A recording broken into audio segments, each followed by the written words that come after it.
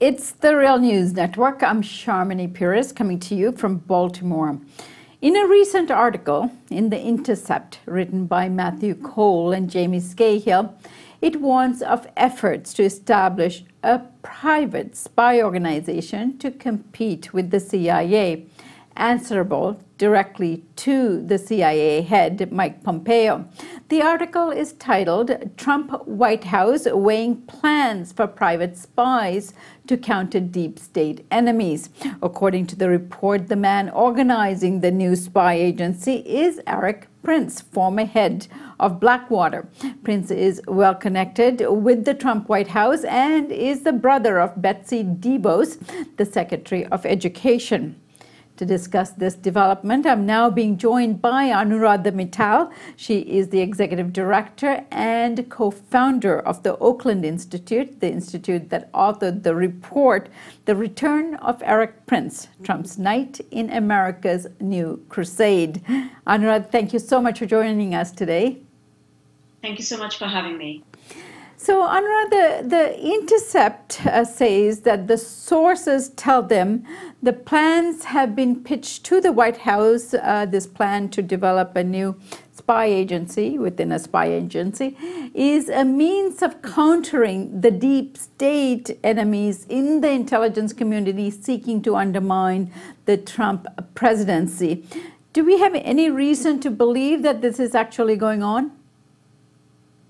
Well, I think when you look at the news that was put out, it definitely calls for an investigation because given you have an agency like CIA, which has been history mired with lack of transparency and accountability and lack of public scrutiny. So if these plans were really underway, it calls for true vigilance because a lot is at stake. The other thing is the person who's mentioned behind it, which is Erik Prince. As you mentioned, his close connections with the Trump administration, with Mike Pence, with the Republicans in the past, and the role Erik Prince has played in privatizing warfare during the Bush regime. This calls for vigilance and to be looked into it, that we are not worsening an agency, CIA, which is already has a history that is beleaguered with all kind of atrocities and that we need to look into. Right. So this recommendation to establish a new intelligence organization for the U.S. was described by The Independent and actually in The Intercept as a way to circumvent the deep state structures and that the bureaucracy of the CIA. What is the problem of the current administration with this, with the CIA in particular, and the bureaucracy and the White House, that this kind of thing has become necessary?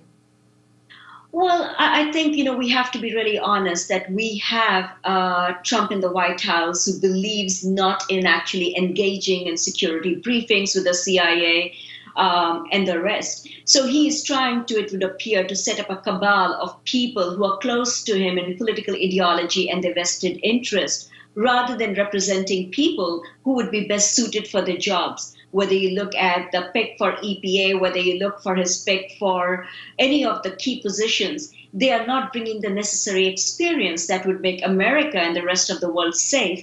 But in fact, they are putting us on this path which is leading to more conflict and danger. So I'm not sure if it's really about conflict with CIA and its bureaucracy, or it is a desire to prevent public scrutiny and accountability. And I say this acknowledging that CIA already lacks public scrutiny and accountability. Right. And then why is it important that Erik Prince, who's the former CEO of Blackwater, is the person involved in this? Does this mean that Pompeo is looking to privatize the U.S. intelligence operations and he himself doesn't trust the agency to deliver on what he needs? Well, it's a little bit unnerving that the person appointed Pompeo, to head up at the CIA does not trust the agency that he is the head of. But in terms of Erik Prince, this is an individual whose career has been built on building up, quickly deployable logistics, security, and intelligence services. His latest endeavor, which is created outposts in Central Asia, in Africa, in Mediterranean, which is Frontier Services Group, is basically an intelligence and security company.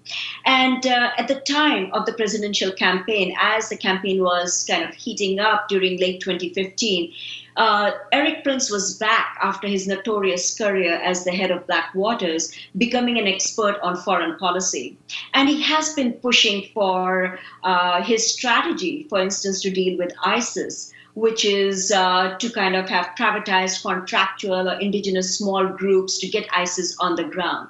So given the vested interest, one would not be surprised, and given his relationships that you mentioned, with Betsy DeVos and others, he is very close to the Trump administration and would be the man and would be the pick, or as we said in our report, he would be Trump's knight to carry out the foreign policy.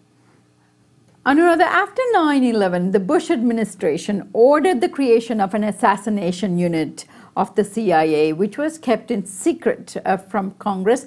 But eventually it was revealed by Leon Panetta in 2009. Now, although this unit has apparently not actually assassinated anyone, as far as we know, Erik Prince is now calling on reviving the Vietnam-era Phoenix program and calls to assassinate funders of terrorism in the Middle East.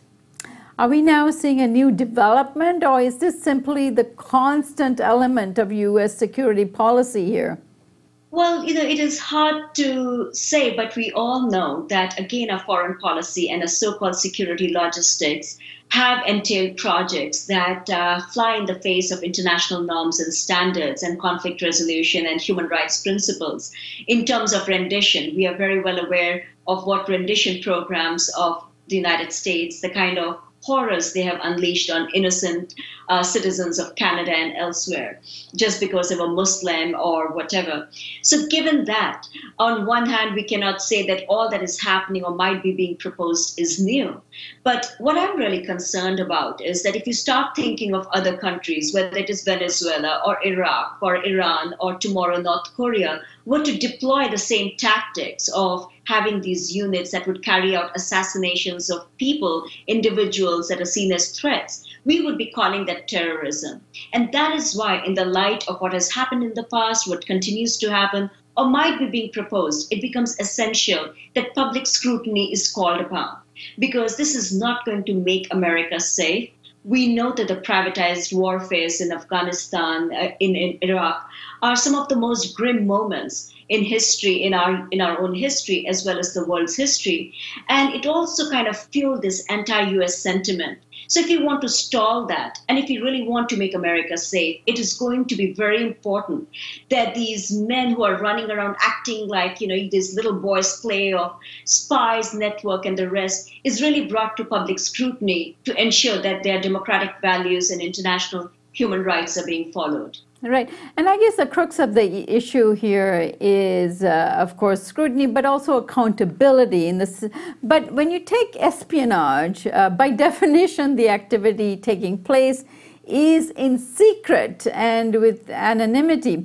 So then, does it matter if it is being conducted by spies on government payroll, such as the CIA operatives, or private spies in the payroll of private intelligence companies, such as Erik Prince's and various companies that they employ? So does it really matter? Well, I think you're asking a very important question. We do have a history from Osama bin Laden to Erik Prince have been on the payrolls, or sometimes not on payroll, but carrying out our strategic interest or dirty wars. Given that, I think we have to learn from those lessons. In fact, we have an individual in the White House who, through fake news and fear-mongering, it poses a real threat to democracy. It poses a real threat not just to the democracy within the United States, but to international peace. So it becomes essential that we need to learn from the past and ensure that we do not go down the path of, in the name of security, in the name of national security and safety, that we adopt principles that we would be unable to untie from in future. More important, we would be sending a signal across the world that everyone can behave like a rogue state. What is being proposed, which according to Intercept article is being proposed, this is really about creating a rogue state where no international standards, no accountability is followed, and it's free for all.